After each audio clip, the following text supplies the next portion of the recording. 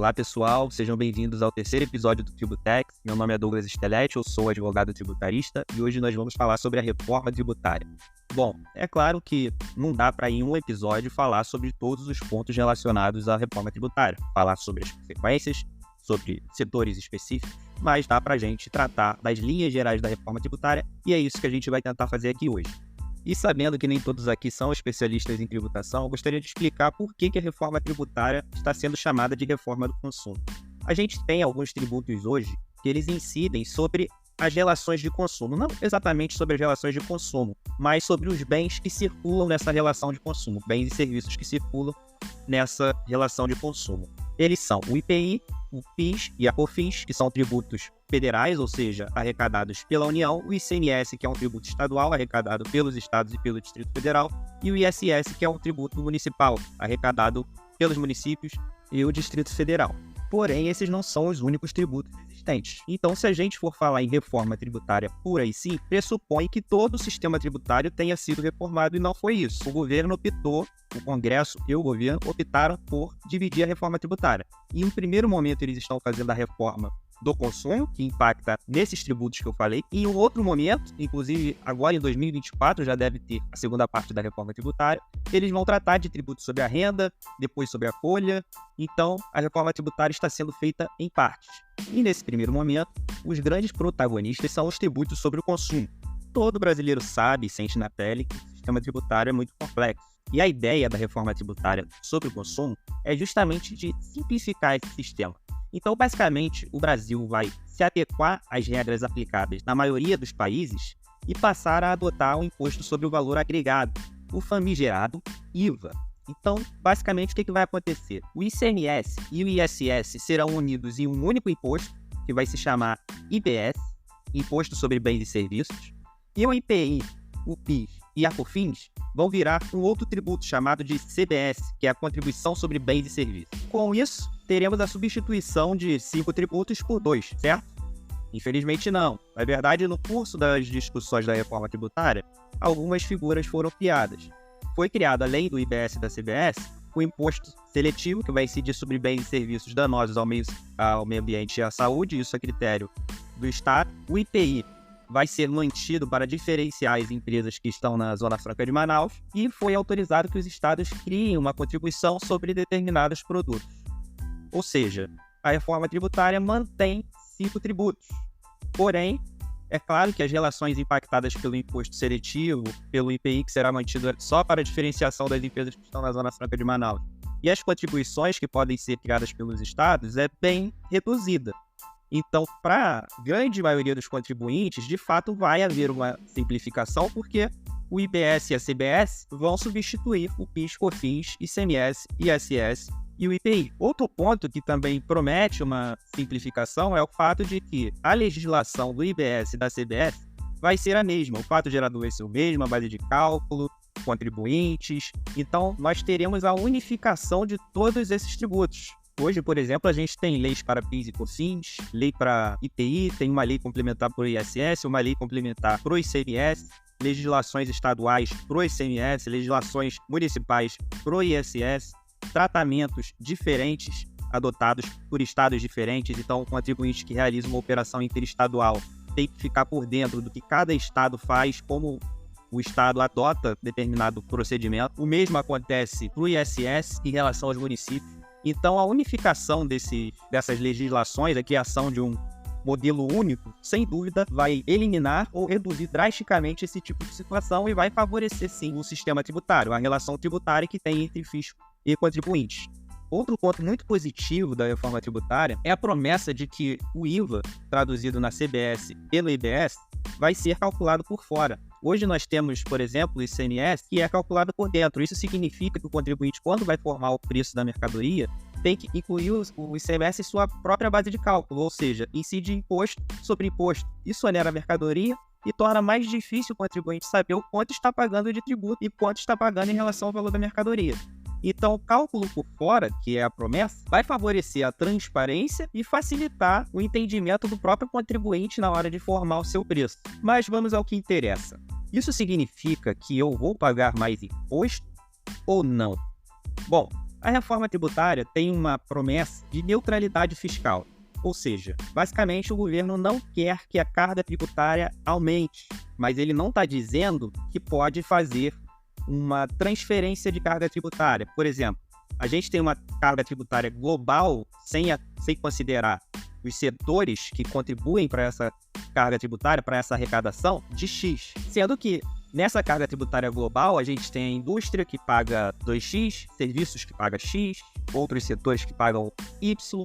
Então, nessa faixa de baixo, vamos tratar assim, que formam a carga tributária global, o governo vai fazer algumas mexidas, vai mexer em algumas coisas. Por exemplo, o setor de serviços, que é inclusive o meu, há um certo consenso de que vai haver um aumento da carga tributária grande para o setor de serviços, enquanto para o setor de indústria, para as indústrias, vai haver uma redução da carga tributária. Ou seja, para o governo reduzir a carga tributária das indústrias, ele precisa aumentar a carga tributária de outro setor. O setor de serviços vai ser um deles. No fim das contas, a promessa é só que a arrecadação não aumente, que haja neutralidade fiscal, que a carga tributária não aumente, mas a arrecadação seja mantida.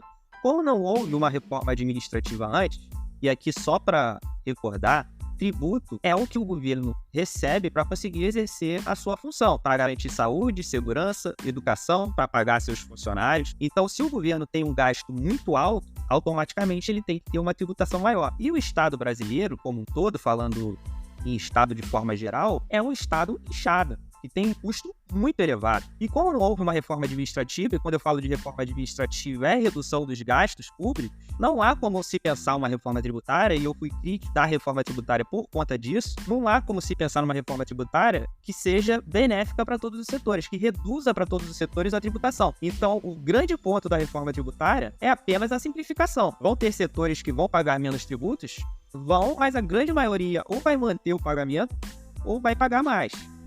Inclusive, no texto da reforma tributária, vieram algumas vedações, como a concessão de benefícios fiscais, que era um instrumento importante para fomentar determinadas atividades. E foi, inclusive, por isso que os setores, ainda na etapa pré-aprovação, mesmo não havendo lei complementar regulamentando os termos da emenda constitucional aprovada, estavam brigando para que fossem incluídos nas exceções do texto constitucional, porque, no fim das contas, ninguém sabe se vai conseguir um benefício fiscal nas condições dos benefícios que existem hoje ou não. Então, esse foi o grande motivo da corrida de vários setores para que houvesse a sua menção no dispositivo que traz as exceções passíveis de aplicação de um regime diferenciado. Apesar desse sentimento de que a reforma tributária vai resultar no aumento da carga tributária de alguns setores, isso não pode ser cravado, porque ainda depende de regulamentação. O texto aprovado pelo Congresso Nacional ainda vai ser regulamentado. Ninguém sabe, no fim das contas, como vai ficar. Então, qualquer informação que você tenha de que a sua empresa com certeza vai pagar mais imposto, ou que você vai ser onerado com a reforma tributária, ou mesmo que vai pagar menos tributo, é uma informação mentirosa ou sensacionalista, digamos dessa forma, para não chamar ninguém de mentiroso. Mas fato é que a gente tem hoje uma estrada de barro que precisa ser pavimentada. E só quando ocorrer a regulamentação da emenda constitucional aprovada é que nós, tributaristas, vamos conseguir estimar de fato qual vai ser o impacto no seu setor.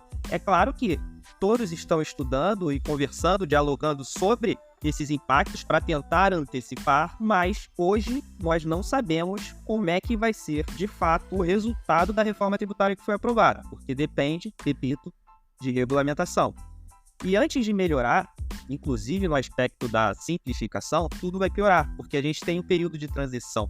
O período de transição vai ser o período utilizado para testar as alíquotas dos tributos que serão inseridos no contexto da tributação brasileira, que é o IBS, o CBS e o Imposto Seletivo. E durante esse período de transição, todos os tributos vão ser cobrados de forma cumulativa, ou seja, vai incidir o ISS, o ICMS, o PIS, a COFINS, o IPI, o IBS, a CBS e o ISS. Não que serão cobrados cumulativamente em todas as operações, obviamente, mas eles vão incidir ao mesmo tempo.